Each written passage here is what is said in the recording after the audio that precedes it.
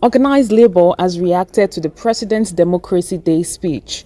During the Democracy Day celebration, President Bola Ahmed Tinubu announced that an executive bill on the new national minimum wage for workers will soon be sent to the National Assembly for passage. I don't expect him to announce a figure that will not be acceptable to the unions and workers. So I expect him at that point to use the machinery, and the good will his office tends to reach out to all these people and to smoothen it up on a figure that will be mutually acceptable to all the parties. That is what is expected. Organized Labour, while addressing the media at the ongoing IEDO conference, wants the federal government to acknowledge the role trade movement played towards achieving democracy. Most of these struggles was played by trade unions, so not just individual. Just as I said, Kokori that played that particular role as the General Secretary of NUPENG. He did it because he was General Secretary of NUPENG. And as he just mentioned, Milti Dabibi, at that particular period, was also the General Secretary of Pengasan. He was also detained. He played that particular role. And you could remember, within that period in history, in 1994, Pengasan and Nupeng, they were proscribed by, and NLC. They were proscribed by the military junta led by Sani Abacha. So that shows that outside the individual, trade unions played very strong role to see to the actualization of democracy.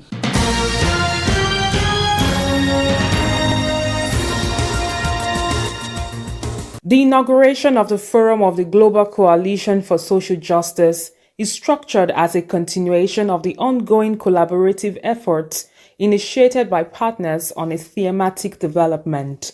It will also promote the need to build resilience of societies, improve the coherence between economic and social policies, and foster social dialogue for shared prosperity. At the conference, presidents of Nepal and Brazil made presentations on the changing world of work and the need for nations to comply. We need greater adaptability and innovative work styles. We need to make assessments of the institutional, legal, and operational aspects of the ILO and reform so as to address the challenges of the changing world.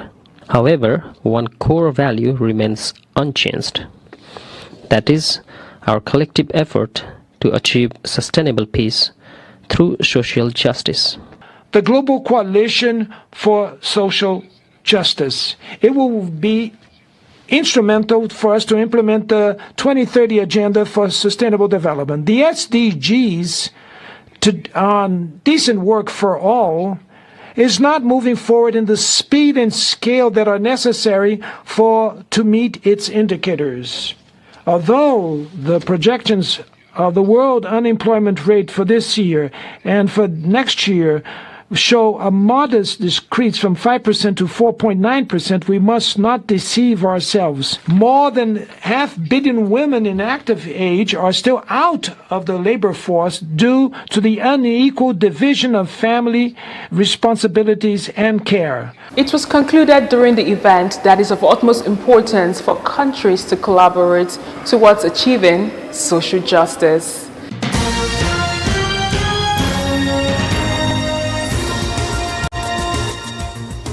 The federal government has reaffirmed its commitment to fostering a culture of constructive social dialogue and promoting decent working conditions in Nigeria. The State Minister for Labour, Nkiruka Onyeji-Ocha, made these remarks in a speech at the 112th session of the International Labour Organization Conference in Geneva, Switzerland, as a response to the Director General's report on the renewed social contract outlining Nigeria's position on the global agenda for decent work and social justice. Government has provided enabling environment for social dialogue with the tripartite constituents to advance social justice and has solicited tripartite plus cooperation to align with government's agenda on the labor sector to promote workers' welfare and boost national productivity.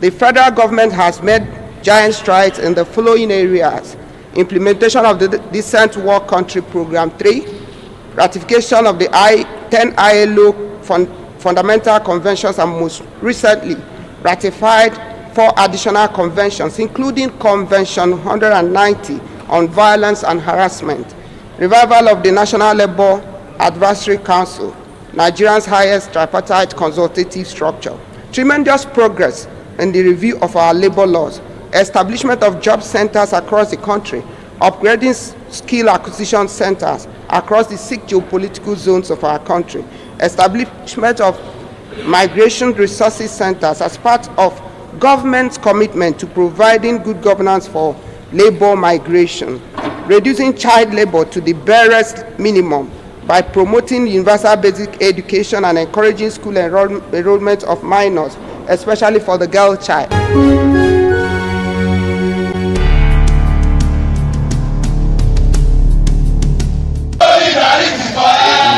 The administration of former President Muhammadu Buhari declared June 12 as Nigeria's Democracy Day. It's worthy of note that there were underlying forces that worked to keep June 12 struggle alive. A vivid example is the role played by Nigerian students and youth in the struggle for freedom and democracy. Release the result of the June 12 election and put the democratically elected president, who is myself, in charge of affairs. I won't go to war. I won't encourage my supporters to go to war. I will fight for peace, and we will get peace. Baba Aye is one of the students who played leading roles in the National Association of Nigerian Students, the Campaign for Democracy, and the United Action for Democracy during the June 12 struggle. In an interview, he narrates how students and youth were able to mobilize to join the mass action against military rule. According to him, people who voted for MKO Abiola voted against military dictatorship. There were movements, there were socialist movements, there were radical movements, there were revolutionary movements in which on campuses, and these also had linkages in most instances outside. Chief Alawaka Basharu came up with that phrase that the transition program under Babangida it had a hidden agenda. One of us died as we were trying to carry him, to an hospital when he was shot. I'll say the June 12 resistance, I've moved now from just talking generally about some of the movements, youth movements that students in the neighborhoods established because NANS, the campuses were closed, and this is the early period of June 12, to happenstances itself. The Executive Director of Women Advocates Research Documentation Center, Abiola Akiode, was also a student union leader at the Obafemi Awolowo University, Ile-Ife. Like never before, she believes that tertiary institutions should allow active student unionism. We mobilized other students from across the country to fight back, against the military. We lost several of our friends who were, activists at that time, who were also students' union leaders. We lost several Nigerians who, joined that protest at that point in time. It wasn't as bad as this, yet the students' union was standing strong, and they were resisting some of the policies of government. Today, we are discussing the issue of minimum wage. NLC is struggling to keep the momentum of the struggle. In those days, the students' union work hand in hand with the NLC. We work hand in hand with ASO. We work hand in hand with Progressive Union. Unfortunately, we don't have that. So it may be the way the NLC is also organizing. So there's a need to reflect on the way organizing is being done currently. As Nigerians continue to celebrate the life and times of MKO Abiola, renowned activists want students and youth to associate, consolidate, and reorientate themselves on philosophy and ideologies that will sustain nationalism. On the Profile Interview segment this week, I'll be speaking with the Vice President of Public Service International, who also doubles as the General Secretary of Non-Academic Staff Union of Universities, NASO. Comrade Peters Adeyemi brings us up to speed on the role of labor during the June 12 struggle, while also emphasizing the need for decent work across the globe. It's good to have you on the program. Thank you very much. It's another ILC conference in Geneva, Switzerland, and of course, there are a lot of conversations ongoing as regards the welfare of workers and how decent work can be promoted. But particularly back at home, it's a week whereby we're celebrating Democracy Day, and we know that we had several people that actually struggled to ensure that June 12 became a possibility and reality. As a labor leader, what would you say was the role of labor during the June 12 struggle? Yeah, thank you for this great opportunity. It's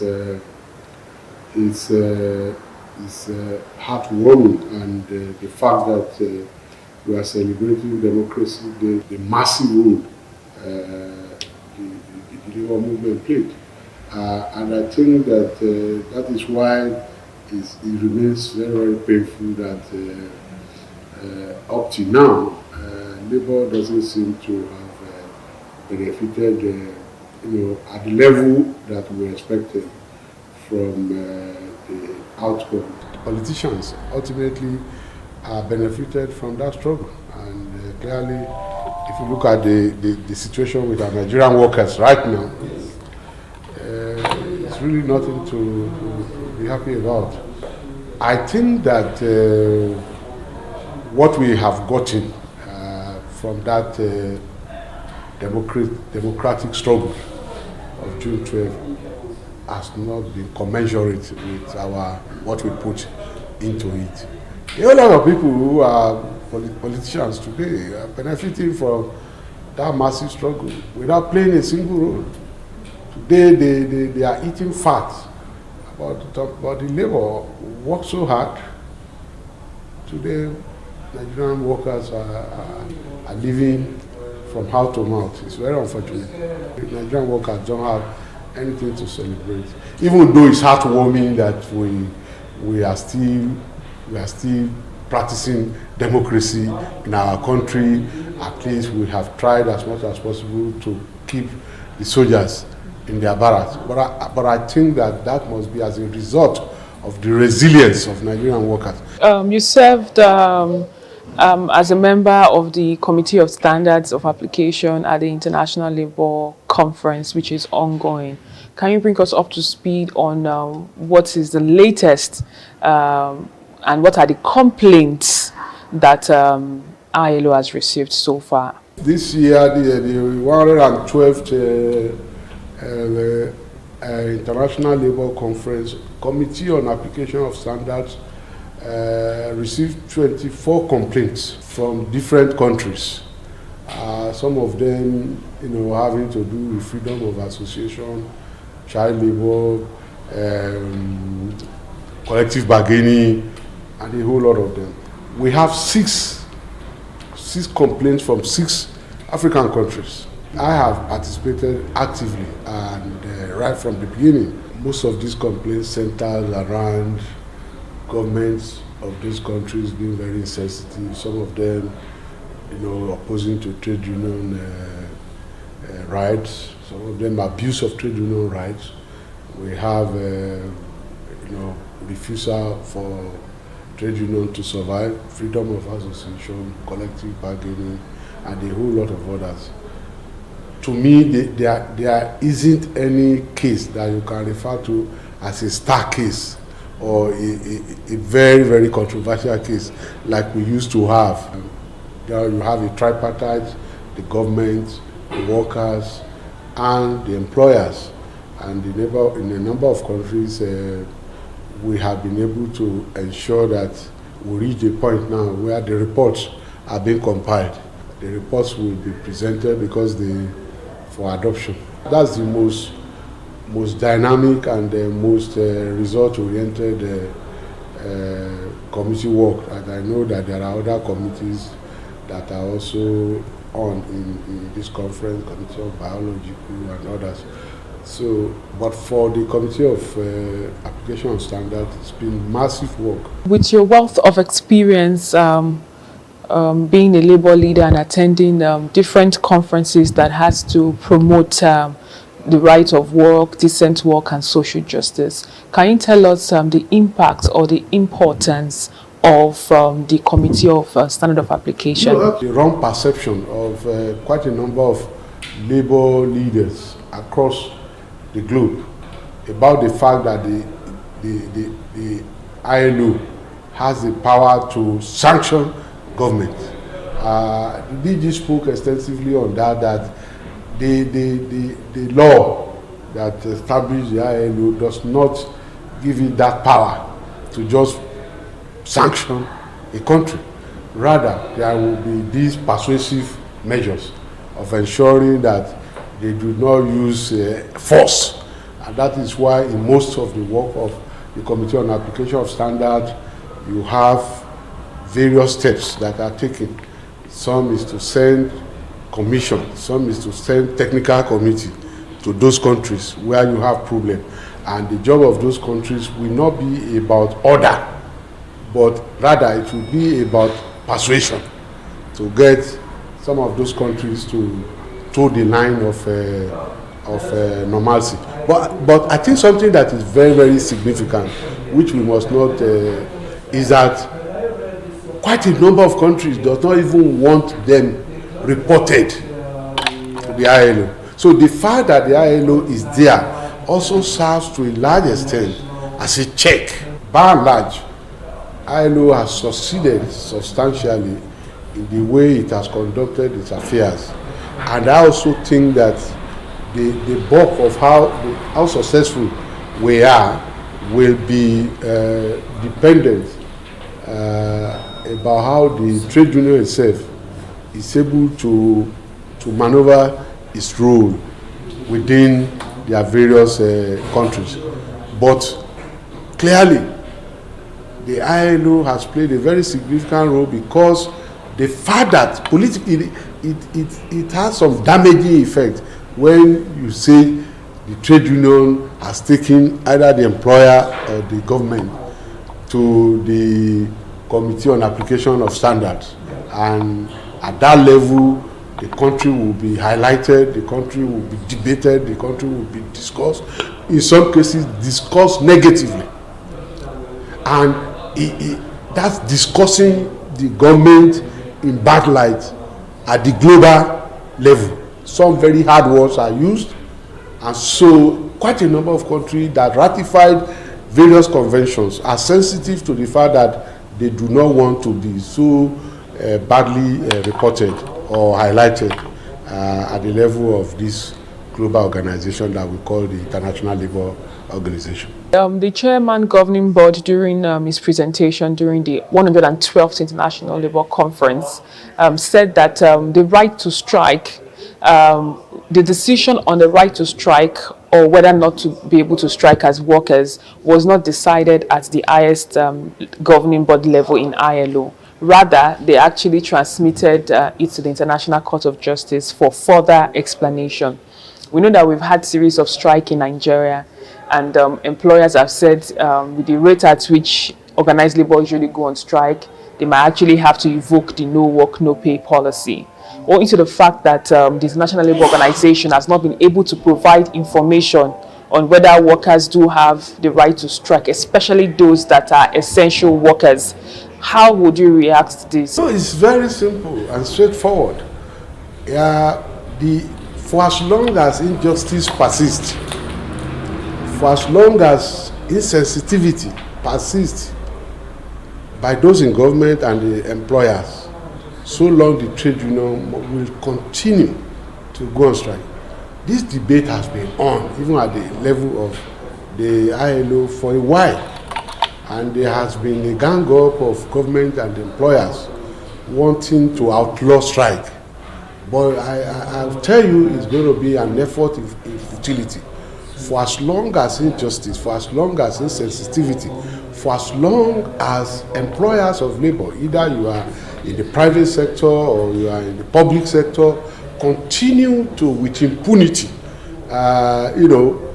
deny workers their right to fair living wage, fair working environment, and all the rest of it. Strike will continue. Any effort to outlaw strike, it will be an effort in futility. It's like when you go and make a law that you are not likely to be able to implement. So they will try, they will continue to try. They are trying to remove the only potent weapon that the trade union uses to assert its right. For as long as they continue swimming in the ocean of those retrogressive actions, for as long as strike must continue. I think the only way, the only fairest way you can moderate, reduce strike is about ensuring that workers are fairly paid, their working conditions are just and fair, equitable, and they are allowed to work without discrimination. You don't trample on their right to belong to trade union, you don't trample on their right to survive. That's the only credible thing you can do. This debate will continue until thy kingdom come. It will not work. The minimum wage negotiation, organized labor came up with a different figure from that of federal government and organized private sector. What do you think should be done at this time? That has been the battle. That has been the war that Joe has fought all over. That thing is even the major thing that shot him into limelight. The position of the trade union, I think, is a clear attempt of robbing Peter to pay Paul. You divert all the electricity energy to one sector where you think is meant for the highly placed. You put it into, so you supply electricity to those you consider are the real people, the big people in the country. Then you use that diversion of power to the rich and the affluent, denying the poor people of light, and then you come sarcastically to come and talk about they pay more. How does that make sense? It makes sense for you to distribute evenly and charge people, and let, when people see light, with even with the prepaid meter, if 100 people see light, you get more money than you give 5 people light regularly, and those 5 people pay at one useless rate. Then you deny the mass of the people. It is politically insensitive. It doesn't make sense at all. I am ashamed that politicians are not weighing the fact that when people suffer a lot, forget about which agency is behind those suffering. It is they that are supposed to suffer. And maybe why our politicians in Nigeria are lucky is that most of the time, elections are not about voting. If the election is about voting, our politicians will be more sensitive about reactions of the populace to what a few elements will be saying about them.